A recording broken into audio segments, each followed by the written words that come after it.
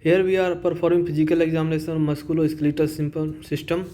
We have more than 150 methods of physical examinations, but as we choose some of methods, we have so many joints to physical examination. So firstly, we would like to examine the shoulder joints. Before examining, we will like to recall some concept of anatomy. The shoulder derives its mobility from a complex interconnected structure of the three joints that are glenohumeral joints, sternoclavicular joint, and acromioclavicular joint, and three muscle group that are scapulohumeral group. In this group, the muscle included are supraspinatus, infraspinatus, teres minor, and subscapularis. These muscles rotate the shoulder laterally. The axioscapular group. In this group, the muscle included trapezius, rhomboid, serratus anterior, and levator scapulae. These muscles rotate scapula and pull shoulder posteriorly. The axiohumeral group. This group's muscles are pectorals major and minor, latissimus dorsi. These muscles rotate the shoulder internally. Now we are going to examine the shoulder. Firstly, inspection. Inspect the shoulder and shoulder girdle and then scapula and related muscle posteriorly.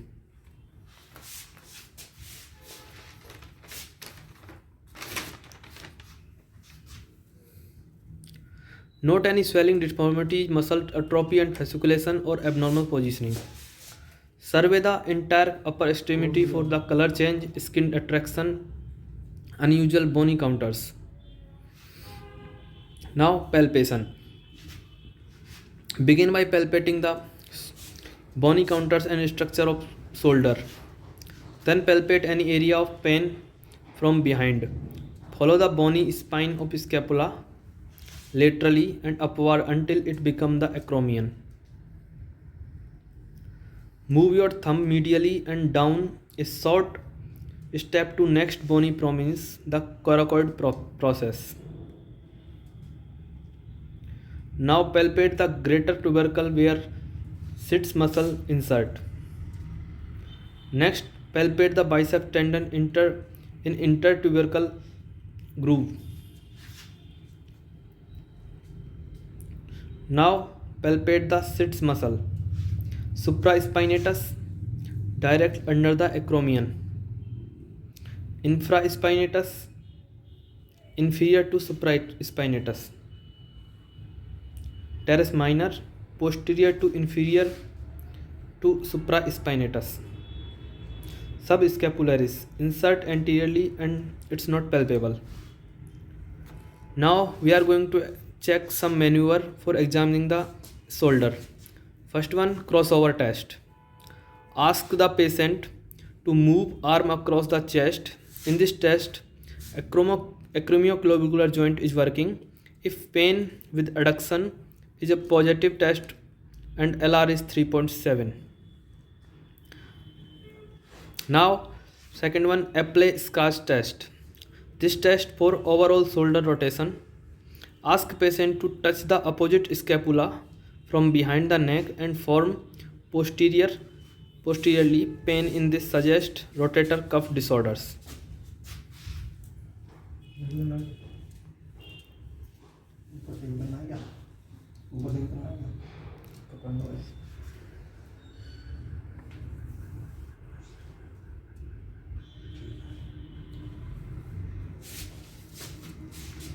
Now near impingement test. Press on the scapula to prevent scapular motions and raise patient's arm with other. This compress greater tuberosity of humerus against acromion. Now the fourth one, Hawkins impingement test. Flex the patient's shoulder and elbow to 90 degree with palm facing down. Then with one hand on the arm and other is forearm. Rotate the arm internally.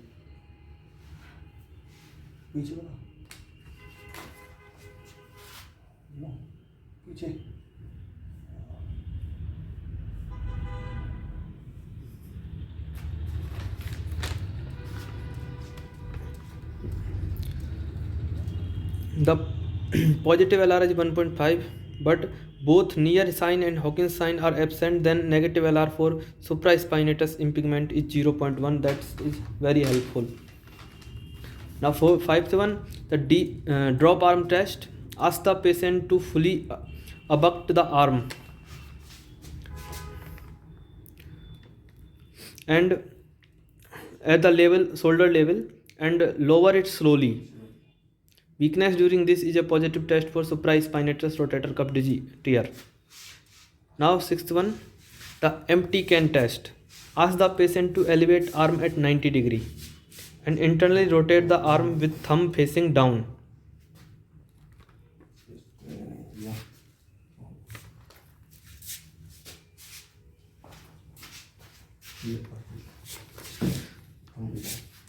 Thumb facing downwards as if emptying a can. Ask patient to restrict as you place pressure on the arm downside.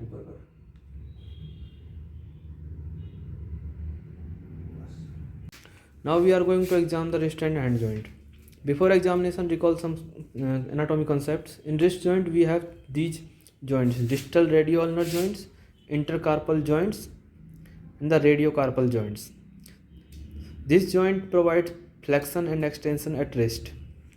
Hand joints have metacarpophalangeal joints, the proximal interphalangeal joints, and the distal interphalangeal joints. Wrist flexion is because of two carpal muscles on the radial and ulnar surface, and extension is because of two radial and one ulnar muscles. Thumb powered by three muscles that form thenar and hypothenar eminence, provide abduction and apposition and flexion. On the palmar side, we have carpal tunnel, a channel beneath proximal hand. The channel contains the seth, flexor tendon, and the median nerve. Now we are going to examine the wrist. So firstly we inspect the palmar and dorsal surface for swelling.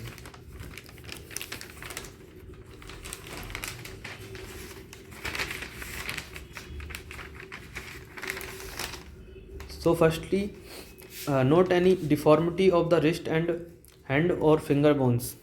Observe the counters of the palm, namely thenar and hypothenar. Now we are going to palpate. At wrist, palpate the distal radius and ulna on lateral and medial side. Palpate the groove of each wrist joint with your thumb.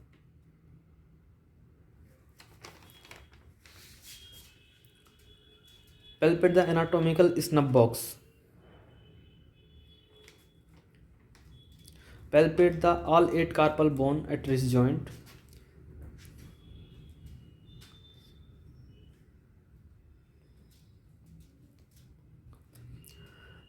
Compress MCP joints for squeezing in the hand. Palpate the medial and lateral side of each PIP and DIP joints.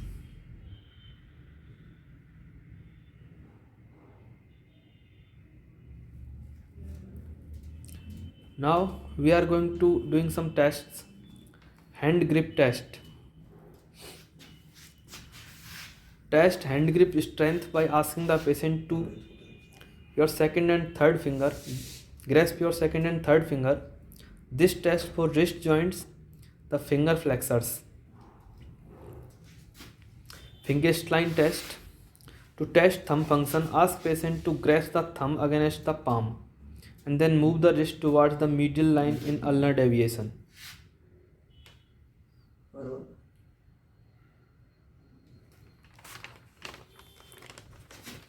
Thumb abduction.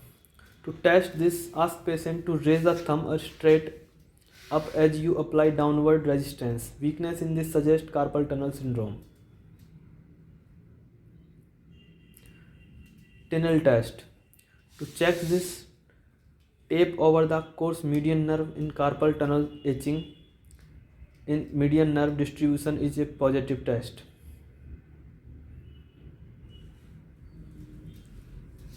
Phalanx test. Ask patient to hold the wrist in flexion for 60 seconds with elbow fully extended. Ask the patient to press the back of both hands together to form right angle. This process compress median nerve and this is test for median nerve.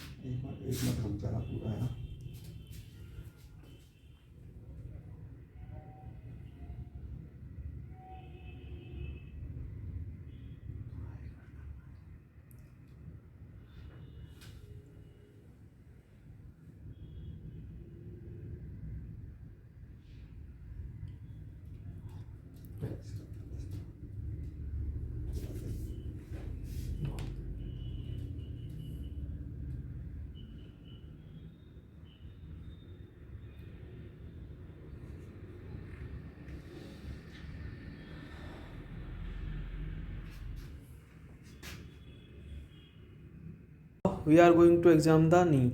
Before examination, recall some anatomical concepts. It is the biggest, largest joint in the body. It is a hinge type joint involving three bones: femur, tibia, and patella. Here is three articulation surface, two between the femur and tibia, and one between femur and patella. On medial surface, identify the adductor tubercle and medial epicondyle of femur and the medial condyle of tibia. On anterior surface, identify the patella. On lateral surface, find lateral epicondyle of femur and lateral condyle of tibia. Powerful muscles move the knee. Quadriceps femoris extend the knee. It has four parts: rectus femoris, vastus medialis, vastus lateralis, or intermedius.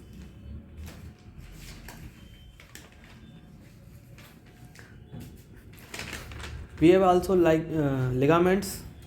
These are medial collateral ligament, lateral collateral ligament, anterior cruciate ligament, and posterior cruciate ligament. Now we are going to examine the knee. Firstly, we inspect the knee. Inspect the gait for smooth rhythmic flow.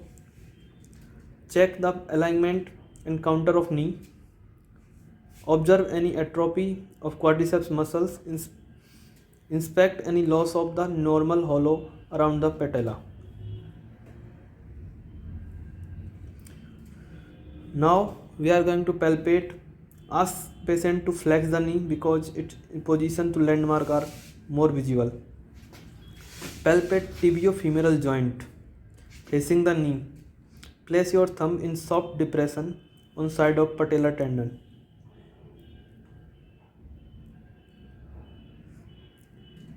Now palpate all compartment and tubercles.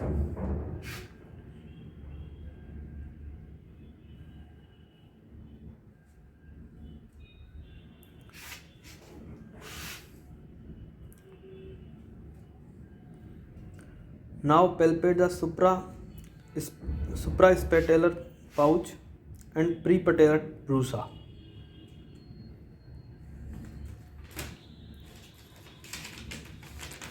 Now we are going to palpate knee joints for effusion.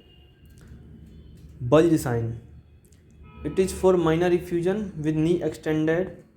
Place the left hand above knee and apply pressure on the suprapatellar pouch, displacing or milking fluid downward. Check fluid wave in lateral area. Tap the knee just behind the lateral margin of patella.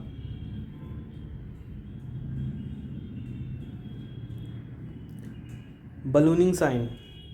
It is for major effusion. Place your thumb and index finger of your right hand on each side of the patella. With left hand, compress suprapatellar pouch against the femur. Palpate for fluid ejected or ballooning in space. Ballooning sign. It is also for major effusion. We compress the suprapatellar pouch and ballate or push the patella sharply against femur. Watch for fluid returning to suprapatellar pouch.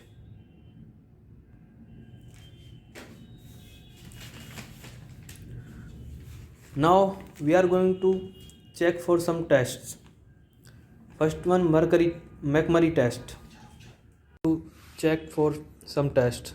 First, McMurray test. With patient supine, grasp the heel and flex the knee. Cup your other hand over the knee, joint with fingers and thumb along medial joint line.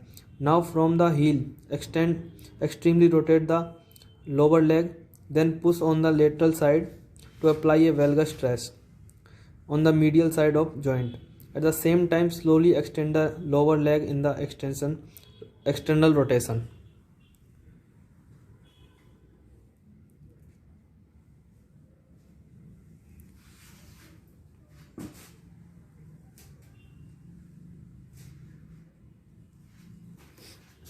Now second valgus test, valgus stress test. It is for medial collateral ligament with patient supine and the knee at 30 degree laterally. The side of table. Place one hand against the lateral knee to stabilize femur and other around the medial ankle. Push medially against the knee and pull laterally at the ankle to open knee joint on the medial side. The third, varus stress test. As previous, just place your hand on medial to knee and other hand to around the lateral ankle. Now push laterally against the knee and pull medially at the ankle to open the knee joint on lateral side.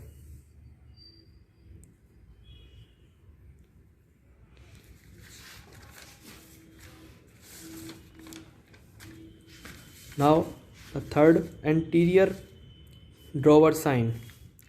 With the patient supine, hips flexed and knee flexed and feet flat on the table. Grasp knee with your hand. Now draw the tibia forward and observe if it is slide forward from under the femur. Compare the movement.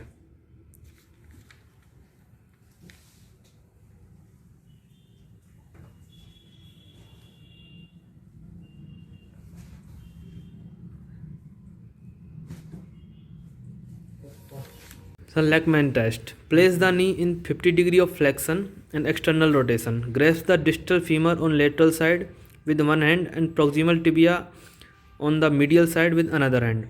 Pull the tibia forward and femur backward. Estimate the degree of movement.